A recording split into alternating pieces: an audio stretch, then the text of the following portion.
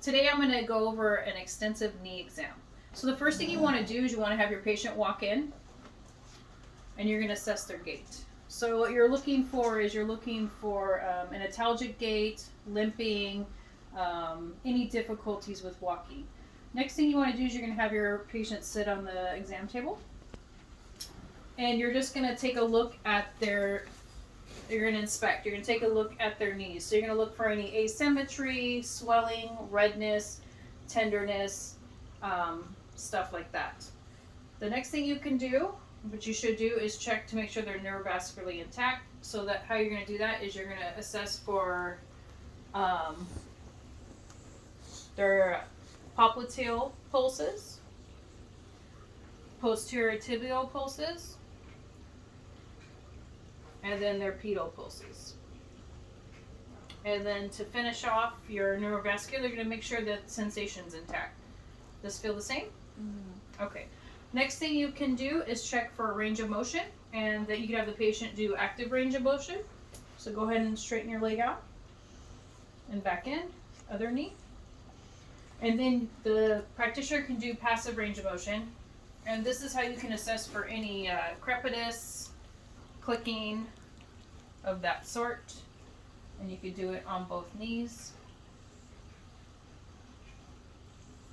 Perfect. Now I'm going to have the patient lay down on the exam table.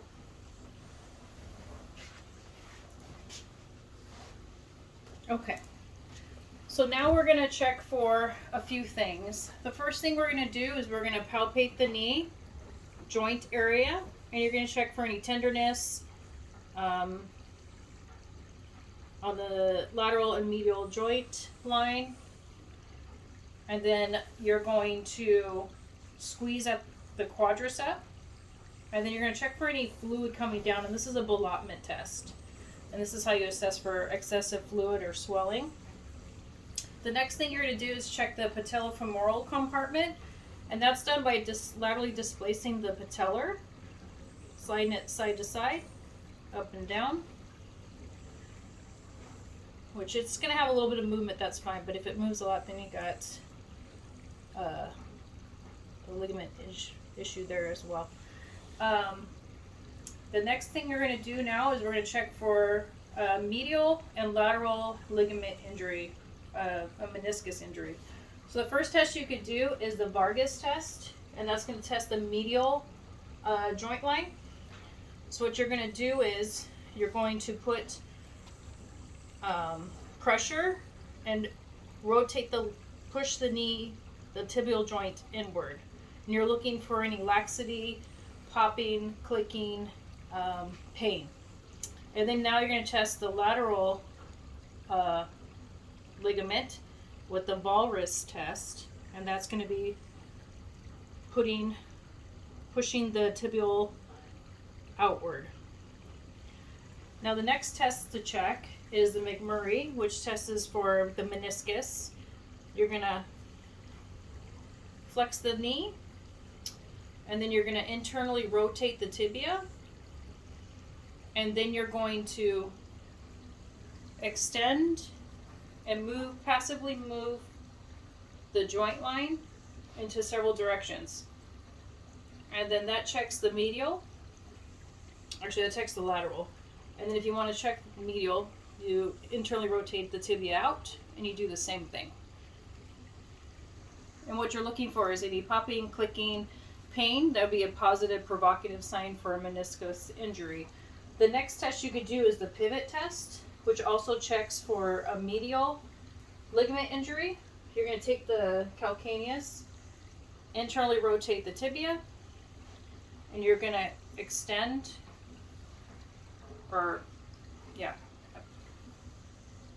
the joint in and out.